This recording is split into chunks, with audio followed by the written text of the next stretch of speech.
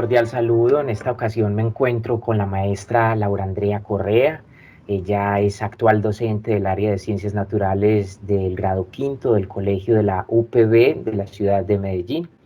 De antemano agradecerte, Laura, por aceptar esta invitación.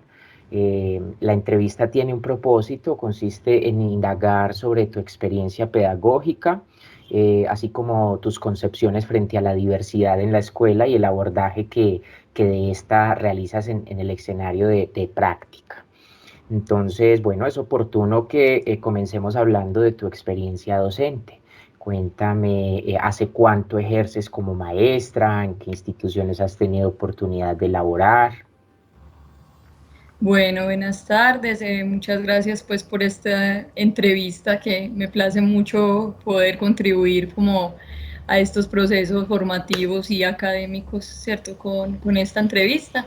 El tiempo que llevo laborando como docente son 7 años, 2 años en una unidad de atención integral con personas con discapacidad de diferentes edades.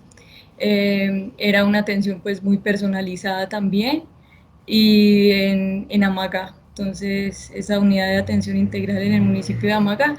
Y actualmente ya llevo 5 años en el colegio de la U, trabajando en el área de ciencias naturales, básicamente, y en grado tercero y grado quinto.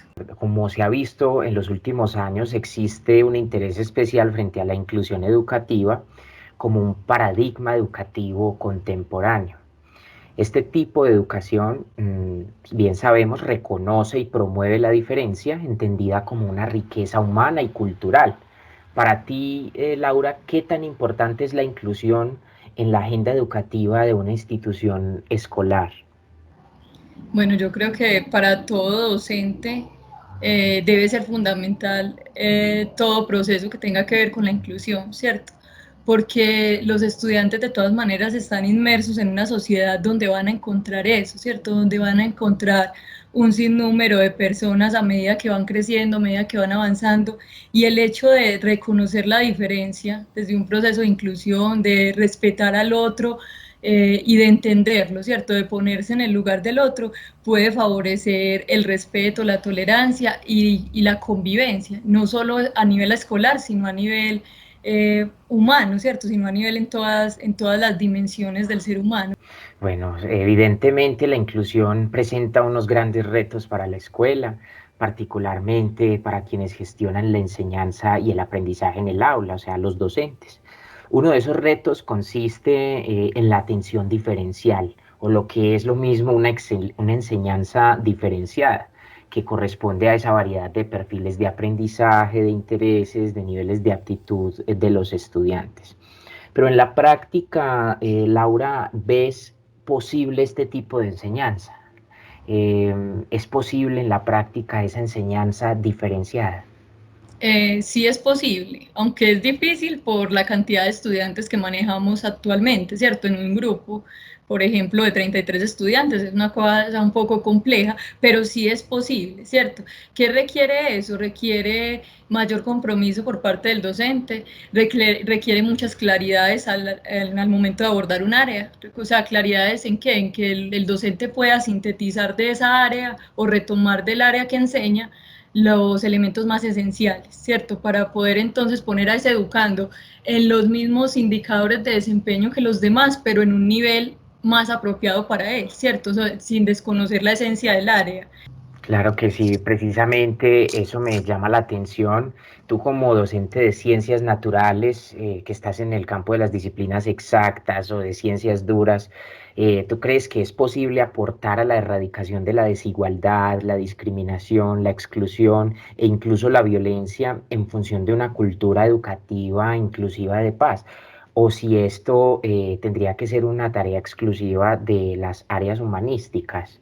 Yo creo que es posible que uno en las ciencias exactas y en cualquier otra rama del conocimiento pueda desempeñarse pues a nivel de buscar esa paz y esa inclusión, porque es posible porque nosotros no solo nos dedicamos a formar al estudiante en contenido, ¿cierto? Sino que lo formamos en capacidades humanas y competencias, siempre estamos enfocados en eso. Y si en algún momento en el aula, en el trasegar de una clase, por ejemplo, tenemos que parar el contenido académico y la parte académica para abordar otros elementos de discriminación o otros elementos que surjan, incluso preguntas o cuestiones cotidianas que los estudiantes quieran expresar. Es muy importante sacar ese espacio y detenernos ahí, ¿cierto? Hacer una pausa, pero esa pausa nos va a llevar a conocer un poco de los estudiantes y a ayudarles en su tratar al otro y en el compartir con el otro, ¿cierto? Estamos formando personas íntegras. Eh, Hoy en día es común escuchar conceptos como discapacidad, trastorno, déficit, entre otros más.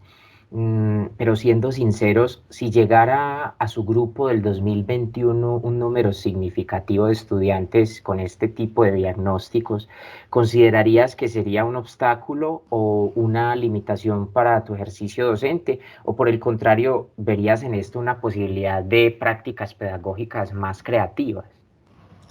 Yo creo que vería una posibilidad y un reto muy grande de hacer, sí, prácticas más creativas, ¿cierto? Donde se hagan actividades más prácticas que teóricas, por ejemplo, donde llevemos al estudiante a experimentar un poco más, porque realmente se aprende más haciendo que solo viendo al docente hablando. Entonces, buscar como desde esas teorías, ¿cierto? Que ya nos han presentado varios psicólogos reconocidos y pedagogos, buscar entonces en ellos el apoyo para entonces decir una María Montessori y traerla al aula, si es necesario, ¿cierto?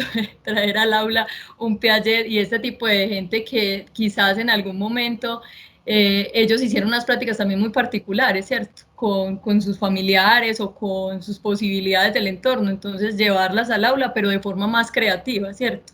Y crecer como maestra. Yo creo que eso le permitía a uno crecer como maestra, ¿cierto? Porque es que si nos quedamos siempre con que todos los niños son homogéneos, que es imposible de todas maneras, aunque no haya un diagnóstico en un aula, digamos que un grupo no tenga ningún estudiante con diagnóstico, siempre va a haber alguien que no va a prestar atención, ¿cierto? O siempre va a haber alguien que no tiene el mismo deseo que el otro estudiante por el área de uno, entonces ahí es donde entra toda la creatividad del docente. Bien, las instituciones educativas en cabeza de los directivos y coordinadores están llamados ya por ley a fomentar un currículo inclusivo que reconoce el derecho a la educación de los estudiantes con diversidad de capacidades.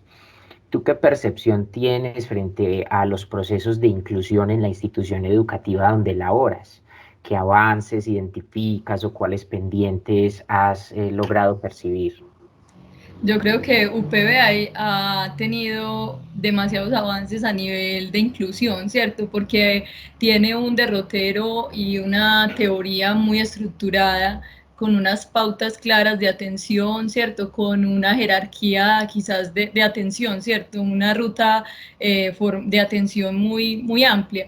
Y creo que ha identificado también, ha hecho esa tarea, a pesar de la población tan grande, de identificar los estudiantes que tienen alguna dificultad, algún diagnóstico e intervenir. Quiero agradecerte nuevamente por haber aceptado esta entrevista. Sin duda las reflexiones que tienes siguen aportando a la reflexión sobre el paradigma inclusivo en educación. Entonces, bueno, te deseo una feliz tarde. Muchísimas gracias. Muchas gracias a ti. Feliz tarde. En esta ocasión me encuentro con la maestra Ángela Consuelo Montoya, actual docente del área de Ciencias Naturales del grado cuarto en el Colegio de la UPB. De antemano le expreso mi agradecimiento por aceptar la invitación a esta entrevista, cuyo propósito consiste en indagar sobre su experiencia pedagógica, sus concepciones frente a la diversidad en la escuela y el abordaje que de ésta realiza en su escenario de práctica. En primer lugar, bueno, es importante saber, Ángela, ¿hace cuánto ejerces como maestra? ¿En qué instituciones has tenido oportunidad de laborar? Bueno, yo soy docente de la UPB hace 23 años.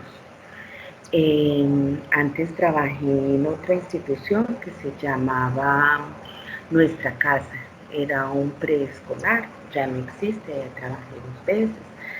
2 años también trabajé en una institución que se llamaba El Divino Niño, también era preescolar, que ya tampoco existe. Pero sí tuve esa experiencia de estar ante los preescolares, antes de bolivariana. Para ti, ¿qué tan importante es la inclusión en la agenda educativa de una institución escolar? Bueno, yo pienso que la inclusión debe ser un tema primordial en las instituciones, desde la parte administrativa, igual desde el mismo ministerio. Todos los niños son diversos, todos los niños vienen con sus dificultades, con sus fortalezas, entonces pienso que las instituciones deben de estar dotadas y preparadas para asumir la diversidad Así es. en tanto a los procesos educativos. Claro, claro. Evidentemente, la inclusión presenta unos grandes retos para la escuela, particularmente para quienes gestionan la enseñanza y el aprendizaje en el aula. Uno de ellos consiste en la atención diferencial, o lo que es lo mismo una enseñanza diferenciada que se corresponda con esa variedad de perfiles de aprendizaje, de intereses, de niveles de aptitud de los estudiantes. En la práctica, Ángela, ¿usted ve posible este tipo de enseñanza? A ver, en el ejercicio dentro del aula, mientras que uno tiene sus acciones pedagógicas para que los niños avancen y funcionen en su proceso, yo diría que sí, porque Sí. uno busca estrategias que le ayuden a acercarse a la mayor cantidad de niños. Ya los que tienen su necesidad especial, uno crea otras estrategias en el aula. ¿Cuál viene siendo la limitante más que todavía es una limitante? Es que las acciones evaluativas, los indicadores evaluativos o el estándar para medir los niños siguen siendo los mismos.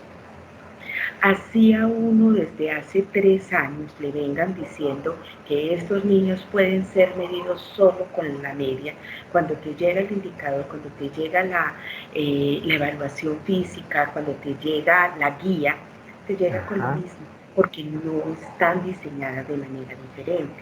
Entonces tú en el aula lo que haces es separar al niño, explicarle de una manera diferente, darle más tiempo y bajarle el estándar de la calificación. Pero eso no es inclusión. Tendrían que tener ellos sus evaluaciones diferentes, tendrían que tener ellos unos criterios de indicadores diferentes y una calificación diferente. Es. Como docente de ciencias naturales que eres y por desempeñarte en el campo de las disciplinas exactas, como le llaman algunos las ciencias duras, ¿crees que es posible aportar en la erradicación de la desigualdad, la discriminación, la exclusión e incluso la violencia en función de una nueva cultura educativa de paz? ¿O es esto una tarea que sería propia de las áreas humanísticas? ¿Qué piensas? Lo que pasa es que yo no pienso que esto sea de un área. En el área en el que yo me desempeño estoy con niños en formación.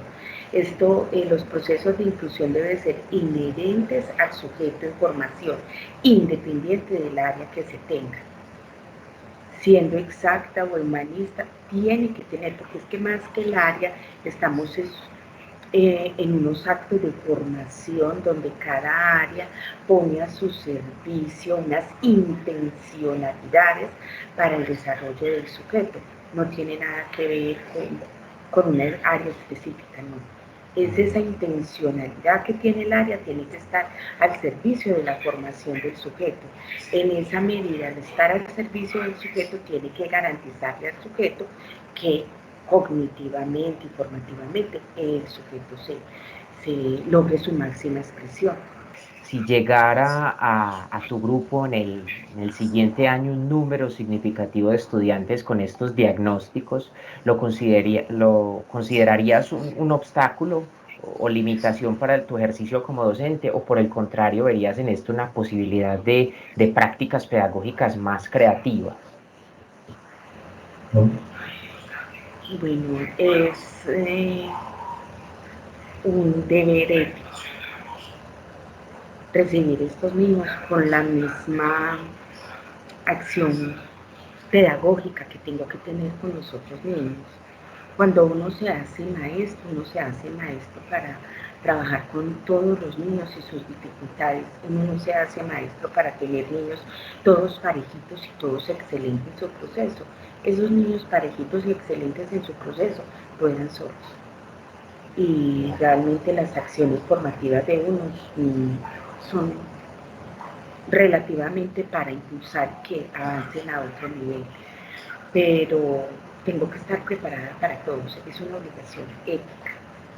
Lo que sí se requiere, más que un maestro que innove, que cree, sea un maestro que esté respaldado institucionalmente frente a estas limitaciones. A eso iba Ángela, las instituciones educativas en cabeza de sus directivos, coordinadores, están llamados por ley a fomentar un currículo inclusivo que reconozca el derecho a la educación de estudiantes con capacidades diversas. ¿Tú qué percepción tienes frente a los procesos de inclusión en la institución donde laboras? ¿Qué avances identificas? ¿Cuáles pendientes logras identificar también? Yo veo que en este momento se están haciendo acciones, se están creando un comité mucho más sólido. Habría que esperar el año entrante todas estas acciones, cómo se llevan a la práctica y cómo lo vivimos.